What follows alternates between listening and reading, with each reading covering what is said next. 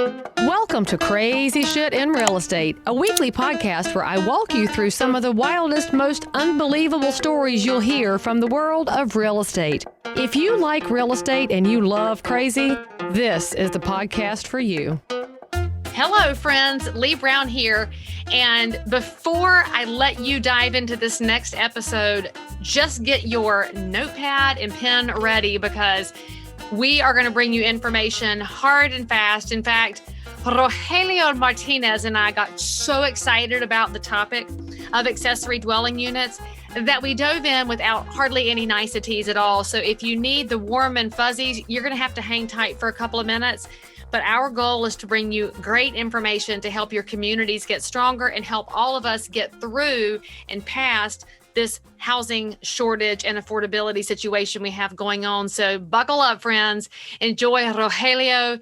He's a wealth of knowledge. I'll see you on the other side. So welcome to my podcast. And I'm very grateful that you took a little time out to come chat about not sexy things, because you and I both know that when we say things like ADU, most people immediately glaze over because they just can't visualize.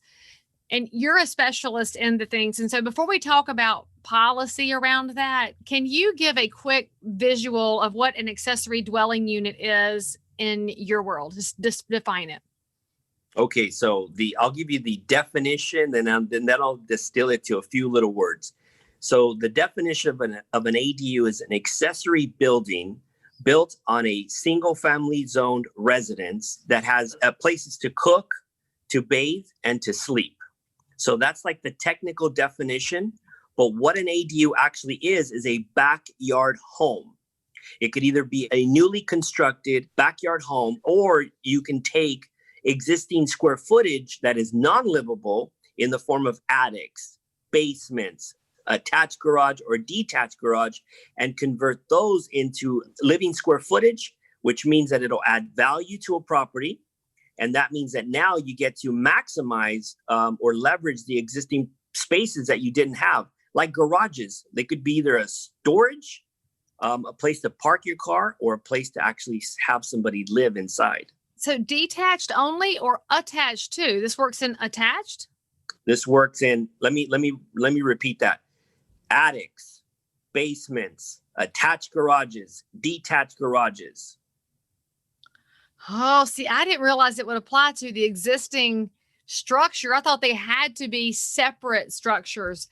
This is amazing. See, friends, this is why I do the podcast. I get to learn along with you. So, all right, this is amazing. Put it this way, Leigh. In California, a property can be improved by up to 1,700 square feet. 1,700 square feet. How? Okay. On a DADU, which stands for a detached accessory dwelling unit, that can be up to 1,200 square feet. That's a 3 bedroom, 2 bath. Plus, on the SFR, the single family residence, which I will then turn into a PDU, meaning a primary dwelling unit, you can take 500 of the existing square footage of the internal square footage and convert that into a JADU, meaning a junior accessory dwelling unit. So 500 in the form of a JADU and 1,200 in the form of a DADU. That's an additional 1,700 squares, which is phenomenal. Okay, so this is crazy. All right, friends, we totally jumped in. I forgot to tell you, we have Rogelio Martinez here with us from California. See, I like to roll my R's when I get the chance.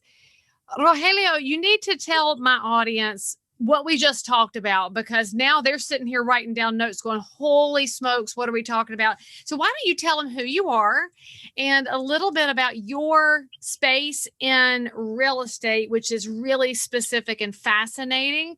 And by the way, friends, I met Rogelio on Clubhouse. And if you're not over there yet, you probably should send me a message, because you get to meet really interesting people who can help your mind expand, which helps our communities get better. So tell them a little tiny bit of bio on you. So my name is Rogelio Martinez. I'm the founder of Vvelcome. And we spell welcome with a double V, because in Spanish, a W is a W. So V, can you do that little hand signal again? It's like right? A double Richard Nixon, or it's bunny ears. So actually put those two V's, but transect them. I'm trying to no, That's you're a close. hashtag. You're close. You're close. Look. This is what I'm trying to get at. I mean, I saw it on your Instagram account. Yeah. See, this is what people don't know. This is a Nixon. W. This is a W. You've seen that before. This is a tiara. That's what that is. Rogelio, you got it wrong. It's a tiara. It's a tiara. You know what? I do have it wrong. So at Vvelcome, what we do is, like I said, we specialize in ADUs. But let me backtrack a little. I'm a dual licensee. So I got my real estate license in 2005. In 2008, we all know what happened. That was a great recession. So what I did is I made the conscious effort to leave real estate and then become a mortgage loan originator. So I've been focusing more on the mortgage loan origination side. 2.5 years ago on Instagram, of all places, somebody that I really respect in the industry, I think she's the largest female independent broker in California. She posted this post that said, this would make a great ADU property. And I said, ADU, what the heck is that? So I reached out to her on Instagram. She said, accessory dwelling unit. I said, what the heck is that? She said, think of it as a backyard home. And I said, wait, what? Backyard home? When can we start adding backyard homes onto real property? And she said, oh, it's been effective since 2017. And this is 2019. And they said, whoa, wait a minute. So I'm 2 years behind something? And she says, yeah. So anyways, I spent that whole night. I got into the rabbit hole and I came back out. I went on GoDaddy and I said, Vvelcome.com. And it was taken, obviously. So I said, well, I got to come up with some other creative way. Oh, a double V. There you go. That makes up Vvelcome. So I got the domain. I think I spent like $2,000 or $4,000. I can't remember. I woke up my wife. I said, babe, we're retooling the business. She says, what do you mean retooling? I said, we're going to focus now on ADUs. She said, what's an ADU? I said, it's an accessory dwelling unit. She says, what the heck is that? I said, it's a backyard home. She says, backyard homes? We can do those now? I said, apparently. And I know a bunch of stuff about it now. And she says, okay, so why are you waking me up? I said, because babe, I just dropped 2 to 4 G's on a domain. And she said, you did what? And I said, I know. But believe me, I have a good feeling about this. I'm going to be ultimately the subject matter expert in California and then ultimately in the nation to entertain, to empower, and to educate. Oh, you know what? I said those 3 E's wrong. It's entertain, educate, and empower homeowners across America to be able to do this. See, everybody wants to be a real estate investor. The reality is that they're looking in the wrong place. They should be looking in their backyard, right? Either their backyard or the attached garage or the attached attics or basements. See, there's a lot of cities across the United States that are literally like 4 stories. What do you mean by that 4 stories? That means that they have a basement, they have a first floor, they have a second floor, and they have an attic. 4 stories. Do you know how much? And guess what? In those economies, real estate isn't even sold in total square footage. It's sold in livable square footage. That means first floor, second floor, that's it. Not the basement, not the attic. You get free squares that you can turn into living squares. Anyways, ADUs is the entryway to a higher and better use of your own real property. So that's what we do. Okay, so let's break this down with a couple of important pieces of information. So first of all, with an ADU, you do not need a separate parcel ID, correct? You do not. Can your mom live in it? Yes, she can. Does she have to pay you rent or does she own it separately? She could opt to pay you rent. She can't own it separately or live for free. So guys, pay attention to that. We are coming out of a COVID era where many people that are Rogelio's age and mine, we have aging parents. Ain't no way in heck I'm putting my parents in an assisted living or a nursing home after seeing what certain governors in certain states have done to those populations. And I'm not the only one. So many people are seeking solutions for dealing with multi-generational opportunities. Also, some of y'all that are a little older than I am, you have kids that are trying to fly the nest. You'd like to get them out of the basement. So this might be that elegant solution because let's just lay it out there. The housing shortage is everywhere, and it's not going anywhere anytime soon. You cannot build enough subdivisions like the one you see at the opening of Weeds. Whenever we talk about subdivision, I think about the ticky-tacky boxes at the beginning of Weeds. We don't have enough land for that. And even if we did, the cost of labor, the cost of materials is not slowing down. And now we have additional situations with the pipeline. We have lumber situations that just continue to exacerbate. So you got to find elegant solutions, and accessory dwelling units are an elegant solution. So let's talk briefly about what you and I got into a conversation about on Clubhouse, which is the public policy with ADUs, because I did not know that California went statewide on approval of these. So tell a little bit of the background on how this has hit certain markets in California, because as you guys know, what happens in California tends to bleed out across the country. And for once, California is doing something good. So let's emulate the good things. That is true. For once, we're doing something good. So what happened is in 2017, there was already a statewide ordinance already. However, they didn't want to make it, the politicians didn't want to make it that prescriptive. And that's understandable, right? So the state kind of kept it where, hey, we'd like to do X things on a general basis across the state, but not be ultra prescriptive, so that it gives the jurisdictions, meaning the cities, some leeway to be able to tweak or customize their own building ordinance. Well, what ended up happening is from 2017 to 2019, from 2017 to 2020, nothing happened. The reason why is because all of the cities in California said, we're not going to entertain none of that stuff. Not in my backyard. NIMBYism, guys. This is when it happens. That's exactly right. It was all of that. And so nothing happened. So what happened on October 9th of 2019, that's when 5 of the 6 statewide ordinances actually were signed by our governor.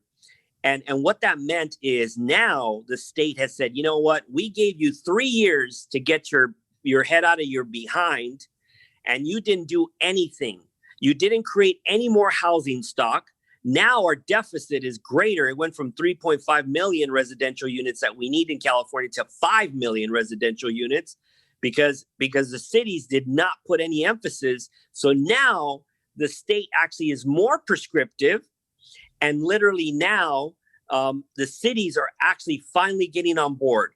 And what I mean by finally is that there is still some cities, some urban planners that actually believe that some of this is not possible, still even in California after passing a statewide ordinance. So it's just an amazing time. I'm so glad and so blessed to be living in California, to be the trailblazing, state. And actually, 2 states now, 2 of the 50 states have actually passed statewide ordinances. So if you're in Oregon, they have the most progressive statewide ordinances in the entire country, followed by number 2, which is California. So California has adopted ADUs across the state, but Oregon has adopted up zoning across the state.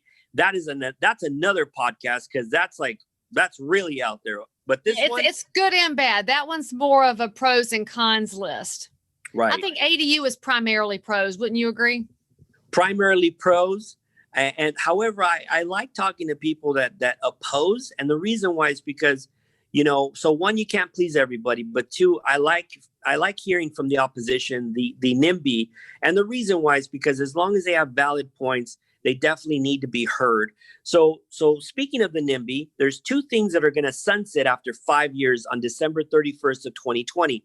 Owner occupancy requirement is going to sunset, meaning it will end or be allowed to move forward. And then second is the 5-year amnesty for unpermitted, unconforming dwellings. So yes, in California, we have embraced ADU so much that if you've got an illegally converted garage, as long as the health and safety codes are met, then you can still continue to operate that, continue to collect your rent, and you can do that up till December 31st of 2024. Those are the 2 things that are going to sunset.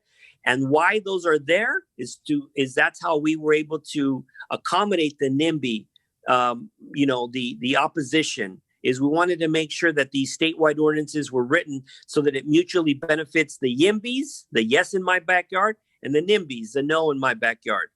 So what happens if you have a house and you add an accessory dwelling unit in the yard and you want to rent it to a complete and utter stranger? Is that allowed? That's totally allowed. And at the end of the sunset period, will that still be allowed? That I don't know. So friends, when we have an I don't know, this is where if you're in real estate or if you own real estate or if you want to own real estate, this is why you have to know your local elected officials, because bless them, their desks are full and they often don't have much bandwidth or interest in housing issues except for what looks good in the news. And the only thing these guys like to talk about in the news would be, oh my goodness, we have a homeless crisis. Oh my goodness, we have an affordability crisis. Oh my goodness, we have a shortage. But you rarely see a lot of solutions because, frankly, you can't campaign on things you have solved. You only campaign on things that are problems. But realtors and property owners and investors, you can campaign year round, which means you have to know who your elected officials are. And you have to know about things like accessory dwelling units, because this is a really great solution to our shortage of housing. And this is far more affordable. This is a smaller footprint of foundation, a smaller footprint of a rooftop, so you can keep the cost under control. And that means when you're looking at a sunset provision, if you start now in 2021 to say, hey, don't take this away because the cost of living is rising, inflation is coming, and I know it hasn't hit yet massively, but you've seen it in the grocery store, guys. You cannot deny that printing money nonstop drives the currency into different places. So when you have those things going on, a lot of our property owners will start to depend on that rental income to keep the wheels on the bus, particularly in places when they may be out of work or if we have ongoing issues with the pandemic. So this is why you got to pay attention to this. Now, if you don't live in California and Oregon, you're thinking, well, Leigh Brown, what's this got to do with me? Your state and your city may be talking about this already, friends, and it's not at the forefront because the average taxpayer, the average voter, no interest in this unless it shows up next door and then they pitch a fit, or unless they need it and then they go fight for it. Now, where I am in North Carolina, I'm in Cabarrus County, which is just outside of Mecklenburg County where Charlotte is. The city of Kannapolis has ADUs on the agenda in an upcoming meeting. Right now, one of my jobs as an advocate for housing is to find out what the opposition is. It's exactly what Rogelio just said. I want to know what the complaints are so we can address that, come up with solutions if we need to have a discussion about a change in the code so that we can move this forward. Because, guys, this is an elegant solution. I want you to look at your house, how it sits on the lot. Could you put a tiny house in the backyard? Probably. Do you have a shed? If you have a shed, could that space be turned into a small house?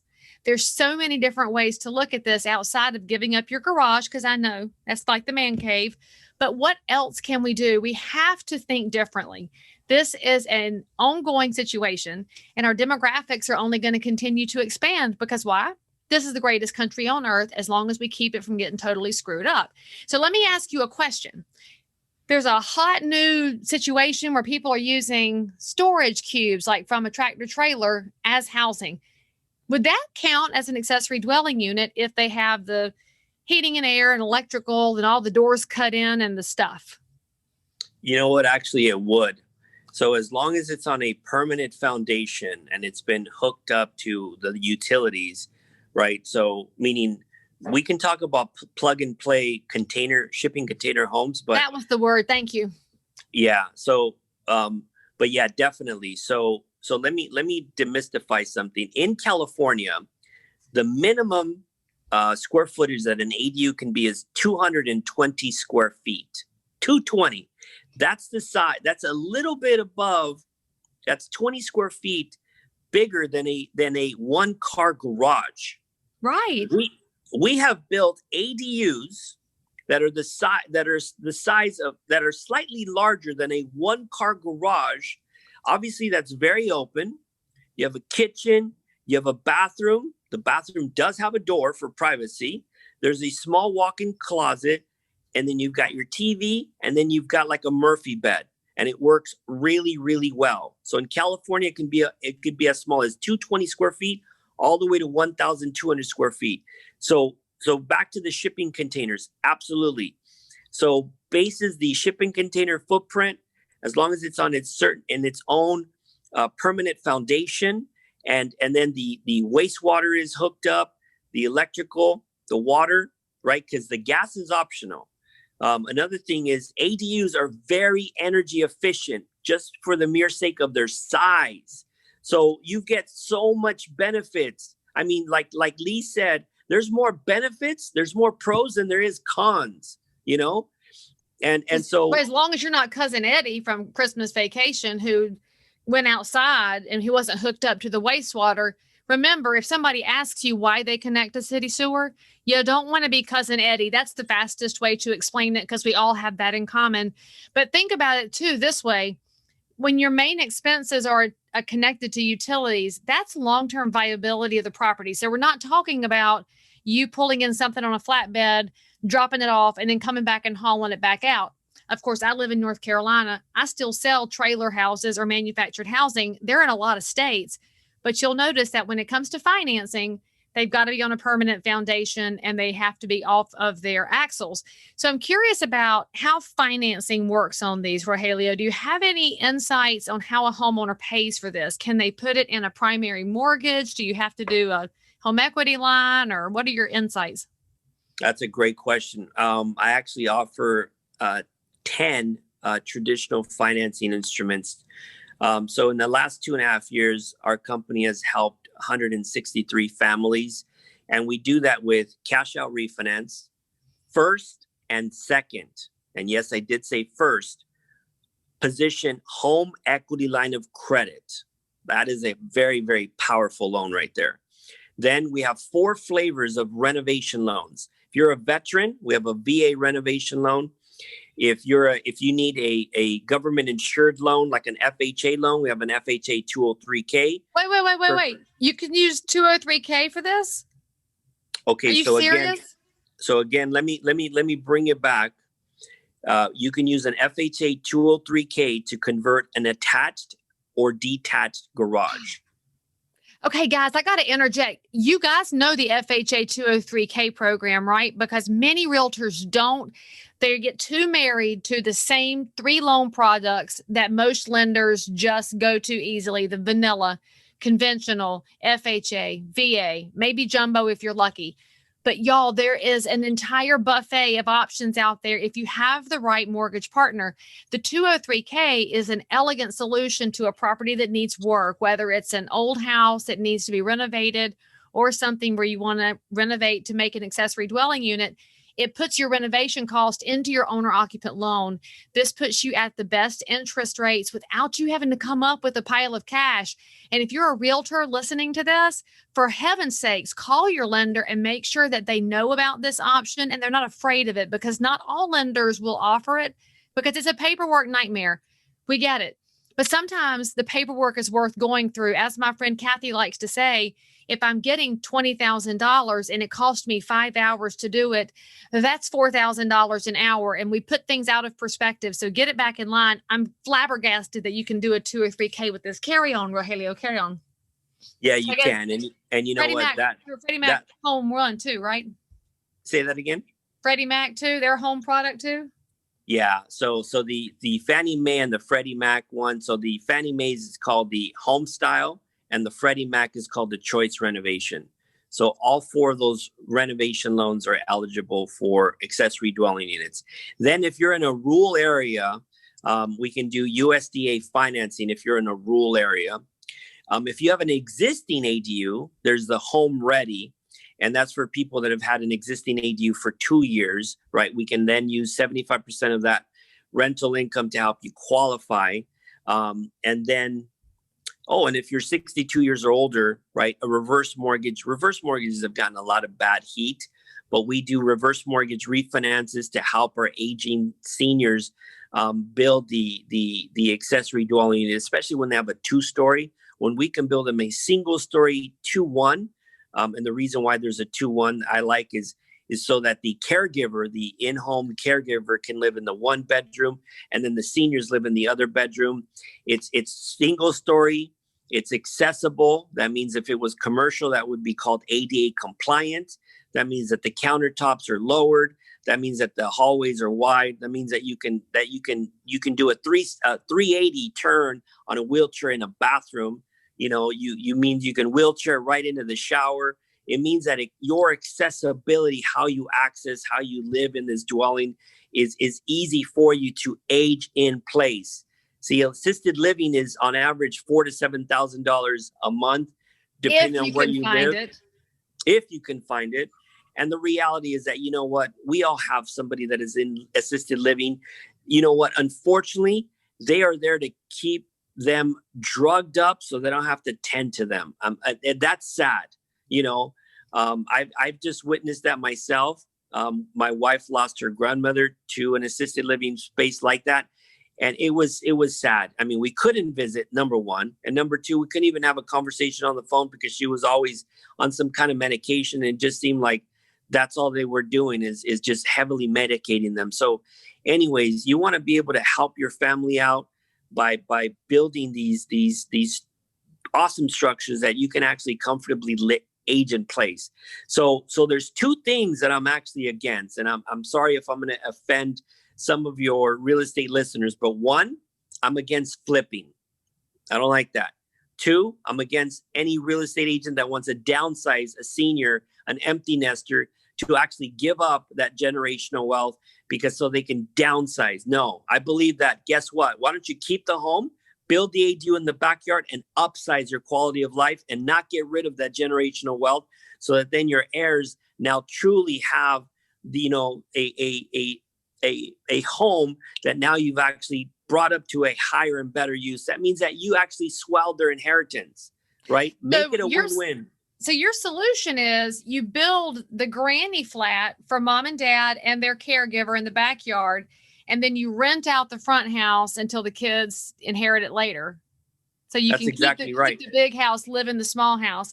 Now, guys, the caveat to that is we know some people have to sell because they have to unlock the equity for unexpected emergency situations. We get that.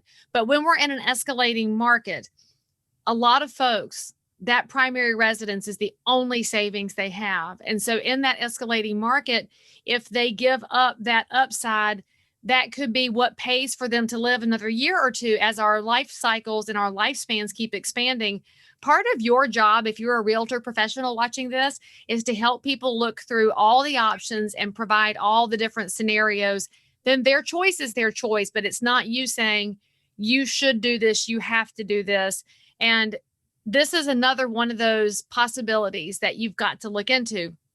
Just make sure that in your market, in your municipality, these are actually an option. And if they're not, now is the time to partner with your local association, talk to your government affairs director.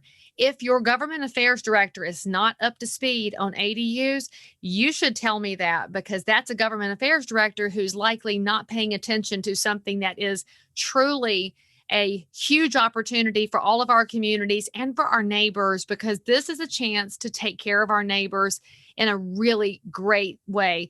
Rogelio, if they want to reach out to you and ask more questions about this topic, how can people reach you and your organization?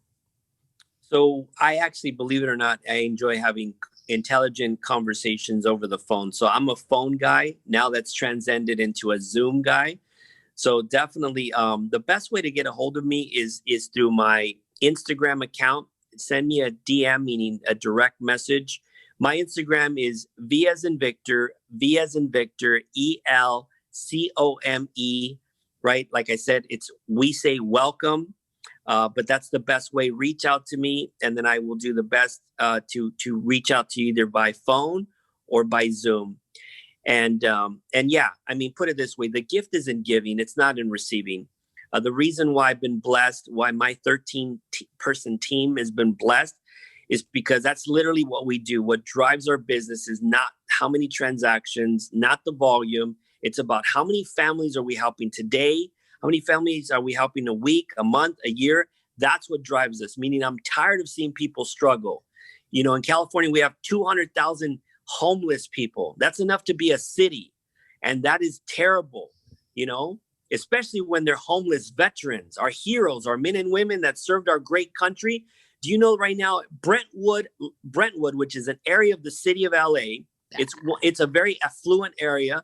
There's a VA hospital there, and we've got about a couple hundred men and women that served our great country. They're living in tents, and that's embarrassing. As an American, I'm embarrassed that I'm allowing my veterans to live in tents. The reason why I do what I do is to infuse my state with low and very low income housing stock. And the reason why is because I do not like to see people living paycheck to paycheck. I'm not the guy that takes homeless and put them back in a home. I'm the guy that prevents people from becoming homeless. And so I'm very pro senior and very pro veterans. Those are the two people. Oh, and I'll be remiss if I don't say a single parent. I was raised by a single mom. So if you're a single parent, if you're a veteran, or if you're a senior, definitely reach out to me if you're in Southern California, and I will help you. Because remember, think about the low income tenant, the low income person who wants somewhere to live. Low income does not mean deadbeat, y'all. Low income means it could be an hourly job, a lack of education, or just desperation, because out of COVID, we've lost so many hospitality businesses. We've lost so many small businesses, and not everybody is getting fitted back in a great space. So providing a place where someone can live with dignity and pay whatever rent they can pay is how we help people get back up and running. When you have that accessory dwelling unit, because of its nature, it's less expensive, it's smaller. It's not going to be as expensive as these giant corporate apartment buildings that have granite and glass and hardwoods and they're super fancy. Not everything has to be the Taj Mahal, but we want to make sure that we're creating opportunities for decent housing with dignity. And that's the same thing Habitat's done for years, but now you have a chance to do it in your community. So reach out to Rogelio and his team. And what states are you licensed in to do your lending and construction practices? So actually in 47 states. Who's holding out on you? Yeah. You know what, actually, so who's holding out on me is New Jersey, shocking, New York, shocking, and Delaware. Shocking. Okay, so yeah, people are leaving up there anyway. Don't worry about it. They're all coming south. So we'll just help you get some stuff going in the south, and we'll take care of our Yankee brothers and sisters. All right, friends, all of Rogelio's information is in the show notes for this episode. Please reach out. Please follow him on Instagram. We'll also include his handle from Clubhouse. If you're not in Clubhouse yet, that is the latest social networking place, which is full of voice conversations. And it's an amazing place to learn, grow, and connect. So find both of us on there. And then if you need help getting ADUs to happen in your area, please connect with both of us, because we would love to be a resource, because all of us working together can be a solution for our neighbors. Thank you so much for A, connecting with me on Clubhouse, and B, saying yes by Instagram, and C, showing up on the podcast. And I look forward to further collaboration in the future. Absolutely, Leigh. It's been my pleasure to be here. Everyone that's listening to Leigh's shows, she is a wealth of knowledge. I just met her, and already she's one of my favorite people. Thank you so much, Leigh. Thank you. I appreciate it. Guys, remember, you know your job now. Subscribe, 5 stars, and I'll see you next time. If you are listening to this episode and you need to tell us something about your crazy life in or around real estate, then tweet me at Leigh Brown or reach me on any of the social networks. That's if you're a broker, realtor, investor, inspector, lender, or just a regular, normal human being who happens to have dealt in real estate. Subscribe for more episodes, and as always, we are thrilled that you joined us for some crazy shit in real estate. See you next time.